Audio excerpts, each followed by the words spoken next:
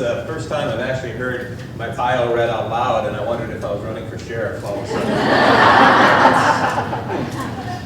I wrote most of that, and then I gave it to somebody else who tuned it up a little bit, and I was like, she did a pretty good job. So my name is Detective Staaf. I'm in my 24th year of policing. The first 18, I was patrol proud. I was never going to go into investigations. The reason I wasn't going to go into investigations is because I didn't want to have a caseload hanging over me. I liked the kind of the fast-paced part of patrol. I liked being fitter than I am now. I liked all of those things. That's going to be a recurring theme, is self-deprecation, so get used to it. But then in Eden Prairie, we started talking about having a special investigations unit, or we started talking about doing something that was outside of patrol and it was a little underneath investigations, if you will. We started talking about that in the early 2000s. And I remember being part of those discussions and conversations and thinking, well, we should do this, and everybody, yeah, we should do this, but there's never enough money, there's never enough space in the investigations of it, there's never enough. So then one day, a lieutenant of ours named Jim Morrow, who's an Eden Prairie resident, and you probably see him around and you'd seen him on TV, things like that, he decided that's just enough, we're doing it. So he peeled one body out of investigations and called it special investigations. And all that meant is that I had a title that people were going to pick on me for. I did everything else that the regular investigators did, but I was supposed to do something else. And so the original idea was that we would start looking into low-level drugs and stuff that didn't hit the drug task force. We were going to start looking into this, organized crime sounds way too cool, but theft rings that were grouped together is more of a way to put it, and we had some intelligence on that. And then the other thing was looking into human trafficking and sex trafficking. And before this, we had done some of that stuff, but we just did it reactively. We had some decent cases, and we had reached out to other agencies to show us how to do it, and they participated, and we had a little bit of success with it. But that success forced us to look to the underbelly of what was really going on in our city, and we found out that it was actually in our community.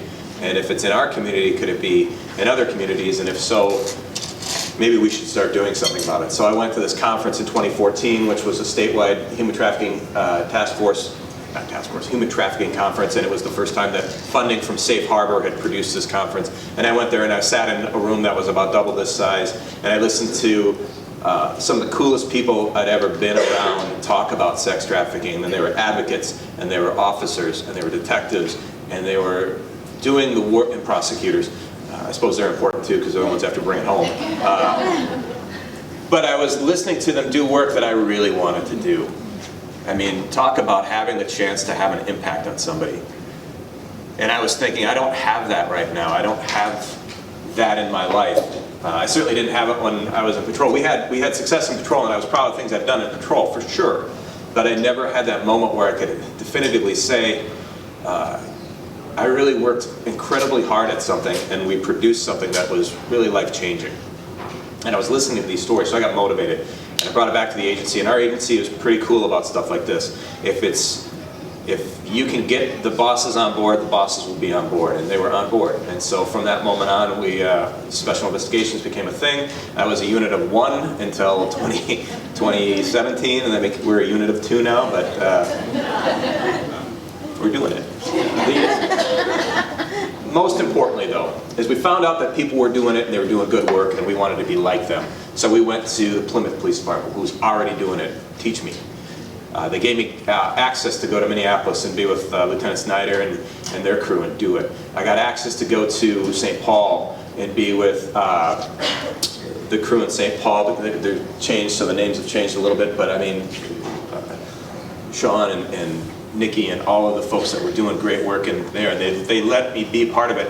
And then we got to meet up with the folks who were doing good work on the east side. So as we're meeting these people, I'm starting to realize that there's a way to do this that might be a little bit more collaborative than what we've been trying to do in Eden Prairie, which was try and get Carter to go out and do an operation and then bring the entire police department in, tax the schedule, make everybody mad about it because there's never enough people in the first place. Maybe if we formed together and we got tighter, we could do this as a group. And so we formed the 494 Corridor group in 2016, and that was taking the people who already knew what they were doing, Plymouth and Maple Grove.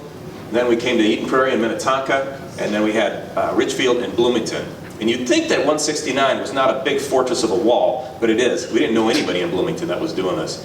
And now they're some of our closest allies and their closest confidants. So it worked initially as just we were going to do stings and operations like you would do, like a speed detail. You know, one day you'd go out and, well, we're all going to work 494 and we're going to rip off 25 tickets and make the community happy, right? If you stop answering that you want your speeders handled in your cities on those surveys, we'll stop doing it. You just gotta work with us a little bit. That's all. I jest. Speed is a major issue. So we built this task force, and so now that's what we do on a quarterly basis. We run operations all up and down the corridor, and we're either tackling adult demand, juvenile demand, or recovery operations. And I'm proud of that work. I'm very proud of it. We've gotten a chance to be on the front end of the Super Bowl, on the front end of Final Four, on the front end of all the big stuff. But what I'm more proud of is that it's given me the opportunity to build relationships and to meet people and to talk to people who are actively involved and to talk to people that are actively being sold, talk to people whose who are actively selling themselves, whose life circumstances created this situation. Gave me an opportunity to talk to the demand, the sex buyer, and find out why that's happening sometimes. And I'm a Christian fella. I wear my faith on my sleeve when I'm at work and when I'm at home, but I wasn't ready to wrap my arms around the demand yet. Okay? Until the Traffic and Justice Conference, I met John Poley, and he forced me into liking him. If you know John, he can be a bit forward, and but I love the guy on that run. So anyhow, let's get into this a little bit. This was going to be a clever map that just shows you we're going to go someplace in this talk. But it's also the Polaris map of where human trafficking is, and this is the 18 map, the most current map I can find. It shows you where human trafficking pops up. Human trafficking and sex trafficking are different. There's a little bit that lets you know that you think of human trafficking as the umbrella. Sex trafficking is a function within human trafficking, and but this is representative of what we're dealing with in the United States at this time, and some of those spots are hotter than others, and obviously they don't. This is just people that have been reported. I think this goes on in much more of the country than it's actually been reported on. But I want to let you know where we're going. Who here in this room, kind of knows what we're talking about with respect to sex trafficking? The advocacy. All right. Okay. So I'm going to do a little refresh on some things that you've already heard. But hopefully the way I do this will help those who are in the room who have no concept of why somebody could be bought and sold, why somebody could be exploited the way they were, and if they are exploited, why they stay to be exploited. I hope this was an idea I had in the shower a week ago, so this could completely fall off. But if it's good, it's going to be really good. If it's not, it's a bad idea, Carter. Once we establish that, and the reason for that is I want to bring in this topic of the internet and one of the areas that I'm most concerned about in our community, which is sugar sites. And I have some experience and I have some examples from what's going on in our high school that I want to bring out. And it seems like if it can happen as easily as it happened in our school, it can happen way easier on a global scale. So hopefully that's where we're going to get to today. I don't like this slide. I threw it in there because it's part of my other PowerPoint and I didn't have to do something with it, so I'm going to leave. One of the things I'm going to explain to you is a little bit about pimpology, which means I'm just going to explain how maybe somebody could get to the point where they're either exploited or victimized, and then how they can stay there, okay? You see this right here.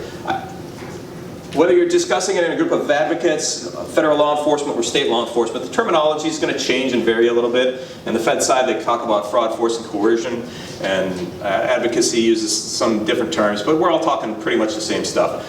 This one just happens to be titled this way, so I leave it. This representation that you see up here, that can be my self-esteem, the cracks in my earth. I'm standing up in front of you. I don't normally wear my uniform. When I put my uniform on today, it became very obvious that I have put on some weight since I last wore this uniform, okay? This didn't used to pinch out like this, okay? Mirror doesn't lie. I recently wore out my gun belt, so I had to get a new gun belt. And it was a convenient opportunity to get the next size up so it doesn't hurt as much. That's something that's a fracture in my self-esteem right now. It's something that I'm not proud of. It's something that I want to work towards. It's something that I want to be fixed now, like by the afternoon session. I'm fortunate. At home, I have a loving, supportive environment. At work, I have a very supportive environment. Without raising your hands, ask yourself, do I have a loving and supportive environment? If you're not completely in a loving, supporting environment, do you maybe have a fracture in your system here? Do you maybe have an opportunity that somebody can exploit, potentially? So self-esteem, financial, love, just a feeling of place, right? We all want to fit in, don't we? We all want to walk into a room and have the same experience I walked in today, where I saw advocate friends that I haven't seen in a while, and it was very warm and inviting. We all want that. If I can recognize this in myself, can somebody else recognize this in me? And if they recognize that, can they fix that temporarily? Can we agree that in order to, like if your lawn looked like this, it would take a little bit to get it back, right? You'd have to really fill it in. You'd have to really work the soil. You'd have to really... But could you put a skim coat on there and paint it up and make it look pretty just if you had to, right? You probably could. Could somebody identify something that's bothering you being a weakness in you, put a little skim coat of putty on it and make you feel good about it for a little while? You start to track where I'm going with this a little bit, right?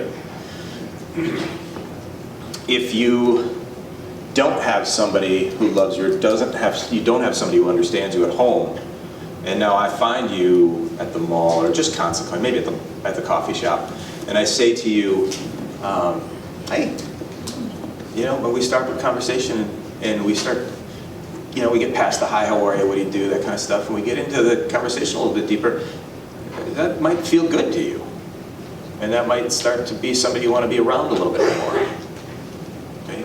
It doesn't work this way, across the board, but you see where I'm going with it, right? And then once you get that, you can get into the coercion part of it. And the coercion is usually, sometimes it's referred to as the turn, where now you like me, I like you. We've created a comfort zone. And then I might ask you to challenge yourself somehow, and I might ask you to do something that you feel obligated to do for me. Okay, that's the coercion part of it. And then if you don't do it, then I'm just going to flat out force you to, or I'm going to make sure that you don't fail me again, and I'm going to create the force option. All right. When we don't have a group that's schooled on the generalities of sex trafficking, we'll dig into this deeper. But what I really want to get into and show you a little bit more about is this. This is an analogy that's kind of a tough analogy for me to make, but I think we might talk about it. Primary goal in my job is I interview people. I have to get them to tell me something. It can be victims, but it can also be suspects. What does this image represent to you? Interrogation, thank you. It's the exact word I was looking for. It looks like interrogation. This is not how interrogation works. I will never throw a light on you and tell you to tell me what you did. I know you did it. Tell me. Tell me. Pretty please, the bosses are looking. Tell me, right? That's never going to work. But I might try and build rapport with you real quick and real fast. I might try and get into your psyche a little bit and help out. Here's the jump off point. Here's where we get into new territory, you guys. I'd like a little participation. Now, I said the word. I know what you're thinking. I'm you in there. The only people who like the term participation in a group setting are HR people. Maybe other trainers. And even other trainers don't like it too. But if I could ask, could we have a conversation, just like a 3-4 minute conversation? It's nothing, there's no tricks, there's no nothing. It's going to come straight down Main Street. The reason I ask this is because you were paying attention to me. I could see your eyes, and that felt good to me, right? It felt like, as I look out on the audience, you're a friendly face, and you made me feel warm. So, my name is Carter. What is it? Kanda. Kanda? Thank you. Kanda, you probably knew my name because it was on a big slide back there. And I shared a little bit about who I am. You haven't shared anything with me yet, but if you're so willing, are you in advocacy, or are you here because you want to be? I'm definitely here because I'm working. Okay. Yeah, I work with a nonprofit that's based out of Tampa. I'm in the area, actually moving to Tampa very soon, but I met a really sweet lady who invited me here today. Part of what we do is just help people on the journey that have come out of trafficking situations or exploitation, just really helping them to find their value and who they really are, and helping to trade some of those lies that they believed for the truth of God's word and who He says they are. Awesome. And helping them walk down that path. Awesome. So Kanda works basically in advocacy and is here helping. She's getting ready to move to Tampa, right? Which feels like a good call to me. My wife and I, we don't have kids. Do you have kids? I have a son. You have a son? How old is he? He will be 15 on the 22nd. Okay. All right. That's scary. Right? We're all worried about that. Does you guys, you're thinking college, or is he thinking college, or anything like that? No, right now he's still trying to figure out life past video games. Yeah, right on. Have you guys thought about college? Have you tried to put anything aside for him? I haven't. Yeah. You know, it's been a tough road, single mommy. Yeah. You know, coming out of a life and then coming into helping others is good. Right. Right on. Right on. All right, we're going to stop there. Okay? So I learned from Kanda that I feel like we were engaging with each other. You know, she had a pleasant look on her face. Hopefully I was pleasant to you. Here's my pivot point. Okay? What I want to do is think about the conversation we just had, which was nice, but I learned a couple things. I learned she's a single mom. I learned that she's in advocacy, so we share some commonality. I learned that there's college fund is not quite there yet, or if it's going to be there. I don't know. I didn't have a college fund. I was fine. I was a C student. Thus the local government part. Okay? We all know where we fall. The pivot point is this. If I wanted to go into that conversation a little bit more and I said, let me back this up. Everybody that comes into this room, we map this room neurologically. We mind map it. We either map it to safety or we map it to threat. I'm wearing my uniform today. I don't normally wear my uniform today. My uniform in me up here, I know, because I'm an adult human being who's been around people before, I map to threat for some people. Just a thing. I know that I'm out in the Eden Prairie, Minnetonka, Chaska area too, and I know that I map to safety for other people. In a room such as this, if we had somebody who attended Columbine in the 90s, would they map to safety or would they map to threat in this room? Potentially they would map to threat because they had a pretty bad experience with that one time, right? Or anybody, you know the example I'm trying to build here. So, let's talk about this. If I say, we're in the same ballgame, we're in the same work, would you like to have a cup of coffee, talk about that a little bit more? Okay, depending on where her mindset is, she's either going to map safety or map threat. She might think, is he trying to hit on me? Or what's the story here? Or she might think, that's a really good idea. I might want to have a cup of coffee with him. Now, what if that pivots just a little bit more and I say, I would like to have coffee with you. Would you be willing to do that? I tell you what. I know it's an inconvenience for you. If I give you like $200 for an hour, sit with me for an hour, you might get a little something for the college fund, put it away for a rainy day, maybe help on that trip to Tampa, and we just hang out and chit-chat.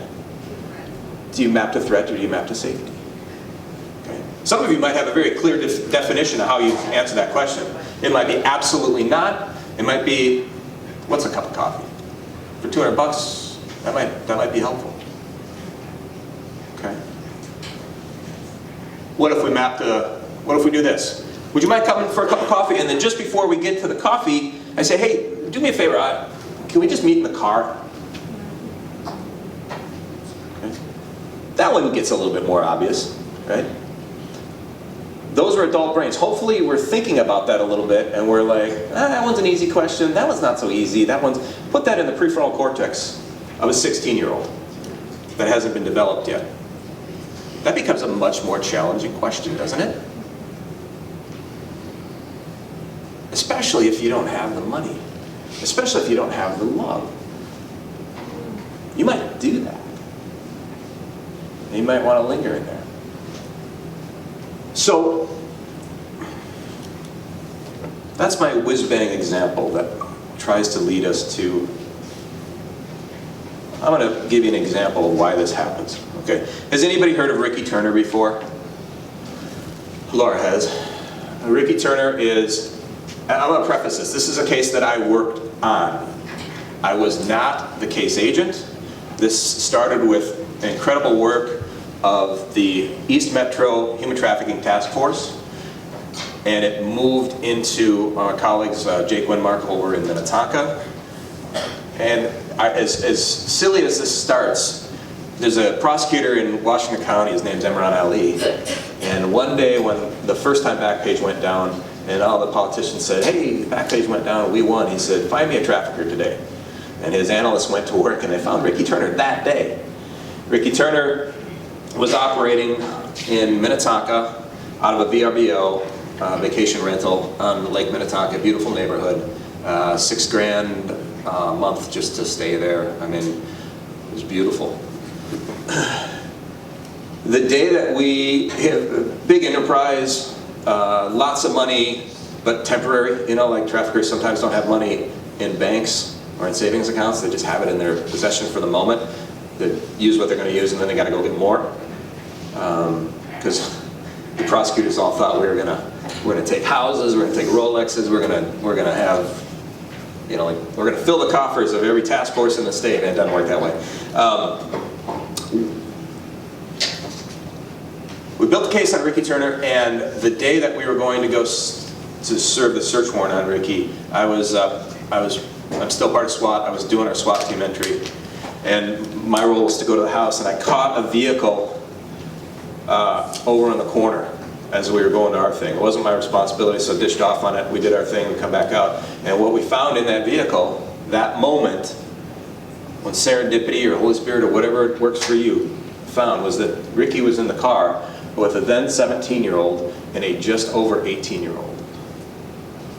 Phone forensics from Ricky's phone and from the victim's phone showed us that the victims had known Ricky a little bit longer than that day, and that day we are right at that point where we might have been at the turn. I would think, my interpretation was we were at the turn that day. We're at the moment when this life of these two girls could have changed dramatically. They were car kids. They were Carver kids. How did they get wrapped up into this? They were in a beautiful car. They were good friends. How did it happen? It happened as simple as they went to Chipotle. And on the way out of Chipotle,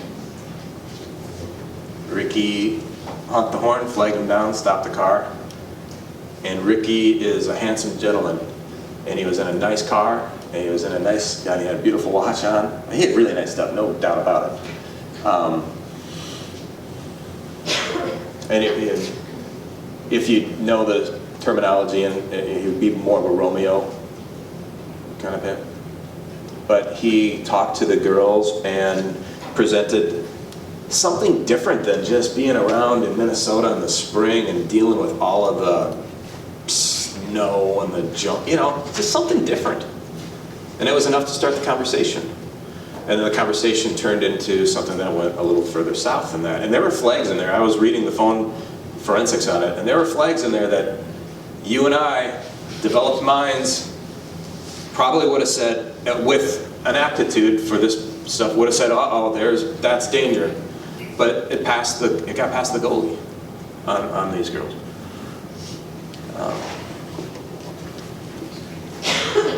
He's an interesting story if you want to look him up. So here's where we dovetail into sugar sites. Can you just give me, I'd like to know the temperature of the room a little bit. Can you just give me a hand if you know about sugar sites and what we're talking about a little bit? Okay. Sugar sites, sugar baby, sugar daddies. Basically, in a nutshell, I don't have the financial means to play this part, but I can, right? No. It's something that looks like a dude like me, slightly older dude. I've got some money that I'm willing to support somebody with. I go to a website and I'll use the #1 common one, which is seeking arrangements. I'll give you a list here that's going to blow your mind, blew my mind, and I've been doing this for a while. Seeking arrangements. I put a profile out. The sugar baby puts a profile out. Now she's got to be 18, but I pretend to be 18 a lot too when I put ads out. Right? So when you put your ad out there, the sugar daddy, I'm going to use male-female stereotype here just for ease of conversation, but it can be everything is out and on the table. The sugar daddy will go look for a sugar baby. A sugar baby is going to be somebody younger who is willing to participate in a monogamous relationship with them. They're going to spend time with them and they're going to pay them for their time. And my examples have been $300 to $500 for, let's say, an hour of time. And that hour of time is often just coffee. As a matter of fact, the great irony is when I was doing some research from this, a lot of the pop-up ads were Starbucks. And I thought, oh, that's something. I don't know if that's intentional or unintentional. I don't know how the internet works. I assume there's some connectivity there in the analytics. But they make the connection. And then the design is that anything that goes, this is just like it's typically thought of as like a monthly stipend, but they're pay by day as well. And then there's also pay by artifacts or gifts, things like that, a couple of the options. But the idea is that there's this monthly payment to your sugar. Is that me? Yeah. Oh. Testing 1, 2, 3. There's this payment that you checking. There's this payment that you make, and then you have this relationship, and then at some point during the course of time, maybe a sexual event occurs. Maybe you start to have. Maybe you start to get intimate with that person. And once the intimacy starts and it's sex, where's the line between, was it just a relationship that, come on, mind, that just gravitated towards the sexuality? Or was that the point the whole time? Sugar daddies and sugar babies, the relationship can be defined for moments, that can be defined for months, years, sometimes even long relationships. Some of the websites say that they're all platonic and that anything that happens beyond that is just natural life taking over. And I have a suspicion that that's not true. I believe that's probably BS. This came to my mind one day when I was meeting with a youth. At the time, she was 19, but she was describing some events that occurred when she was less than 19. Okay, we all kind of have an idea that one of the factors that leads into the ability to be exploited is a significant sexual trauma in your past. That seems to be the undertow. It doesn't mean it has to happen, but it's been my experience, so I'm going to only speak from my experience. And in this case, this was the situation. Let's talk mind mapping for a second. Let's talk mind mapping. If you heard your spouse say to a 12-year-old, "Oh, I'm sorry the other kids are being mean to you, but if you were older, I'd date you." Would you call him on it? Would you?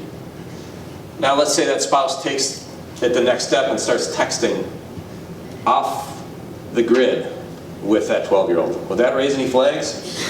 Yeah, damn well should. Okay, so this is the scenario we're dealing with. This is the youth I'm speaking to. Eventually,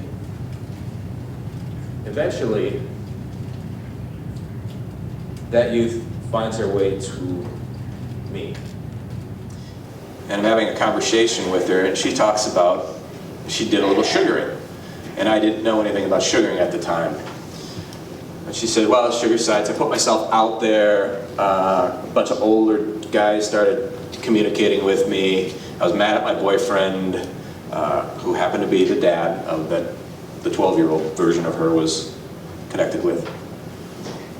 And so how did sugaring even come into it? Well, there was a girl that I knew that one time told me that she was doing it.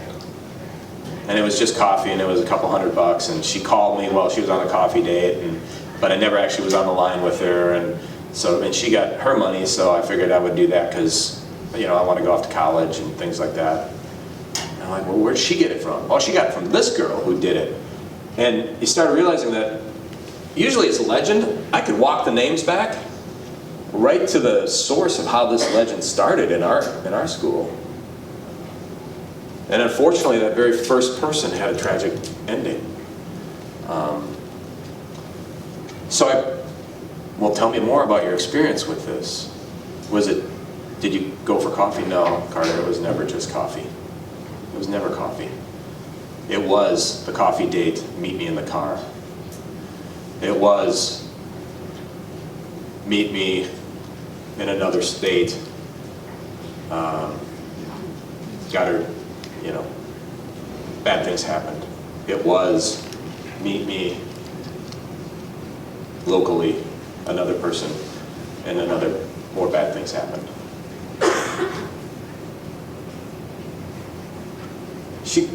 She went through with it, right? I thought, okay, this is spooky. And then I had a grandparent bring me in with their 16-year-old granddaughter. And they said, I think she's into these sugar sites. I found 7 of the apps on her phone. 7 of them. And there was about 5 more than I ever thought existed on her phone. I realize there's a lot more than that now, but she opens up her phone and I start looking through it, and I realize that she's actively trying to purport herself as an older person so she can have this source of income. I worked a case back in 2016 where a young lady was she was 16 years old, she was going to hop on a bus out of Eden Prairie and go down to Sierra Vista, Arizona, and ultimately and I know the end of this case now, but she was going to be trafficked down there across the border. Her trafficker, because everybody else that was arrested, or that on the day of the arrest, everybody else that was victimized in there had their head shaved and his name tattooed on them. That's what she was going to do. While she's talking with her trafficker, she had been on sugar sites and she's just getting bombarded by males that look a lot like me, look an awful lot like me, trying to get with this 16-year-old. It's more prevalent than I thought. My fear is go back to our prefrontal cortex piece and our little conversation that we had. Couldn't that be sold from one youth to another youth? Because critical thinking isn't really there at that age, right? And if it's good for you and it's good for me, maybe that's what's going to happen. And so that's been my experience with it. That's why I'm so concerned about it. I want you to be talking to kids about it, asking them about the sugar sites. They may not know it by name, but they might know it by a type of site that they're looking at. And if they are, maybe push in a little bit and see what their experience is. Do not make, one of the things I like to tell people is how bad I screw things up sometimes. Don't ask them that when you're hey, what's your experience been like that when you're on the phone with them, and then they tell you a story that's a significant trauma, and there's nobody there to be with them when that phone hangs up. Don't do stupid stuff like I do. You probably wouldn't have done it in the first place. The off chance there's one of you like me in here. Don't do that. That's not good for people, obviously. Here's a quick list. It's hard to see, but it's seeking arrangements, Emily dates, sugar daddy meet, secret benefits, what's your price, Ashley Madison. Ashley Madison kind of makes the news sometimes because it's a cheater site. And oftentimes they're going to scrape your identity off that one, but they say that it's gotten better. Here's some of the ones that kind of caught my attention though. Tinder. Really? But can it happen? Absolutely. POF is plenty of fish. Millionaire Match, that seems like that one should seem obvious. But I mean, as much as they're out there, like 2 days ago I didn't know a third of these sites. I'll be honest, I didn't know half of them. I didn't know half of them.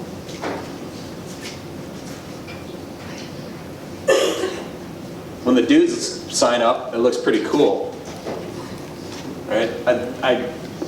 I really doubt that this is the dude you're going to meet. I really doubt it. There's going to be a guy whose vest doesn't fit well anymore. Right? This is the Ashley Madison site. It's a secret. Dig in a little bit. If you do a Google search on sugar sites, you're going to run into some blogs. You're going to run into, like, Money Magazine does some articles on them. And they're going to tell you about, you know, what you can expect when you join, what you can expect when you're on the day, what the protocols are.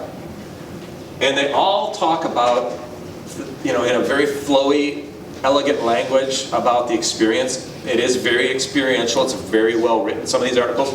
But every one of them do address this sex piece.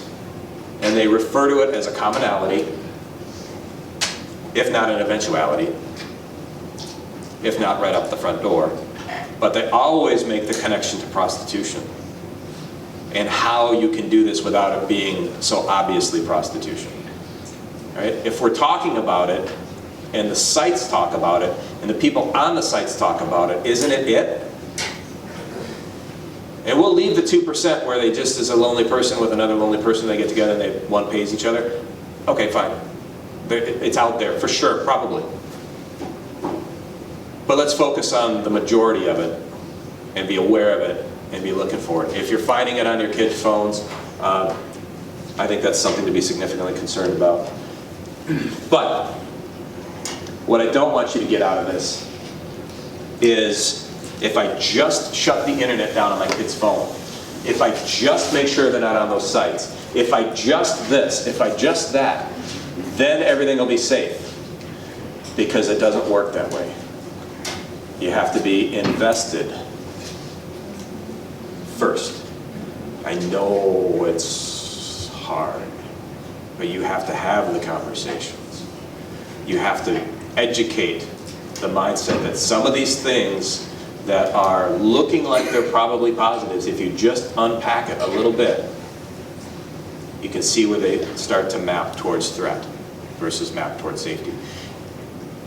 And I am a police officer who inherently has got an opinion and come at this from a very paranoid perspective. But you want somebody like me, and then you want somebody, you know, that's not quite as paranoid, and then find some balance in between, probably. I'm happy being where I'm at with the paranoia. I'm good with it. But you know what I'm saying? I can list sites. I can show you how to shut things down. But that's not going to, they're going to find a way. It has to start with the communication. It has to start with being present. And then I'll say it, it has to start with keeping them in tune with their faith and a structure that they can lean back on when trouble comes.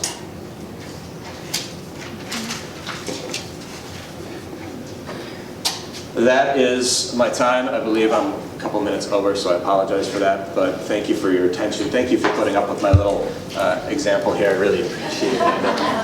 It's been my pleasure. Thank you.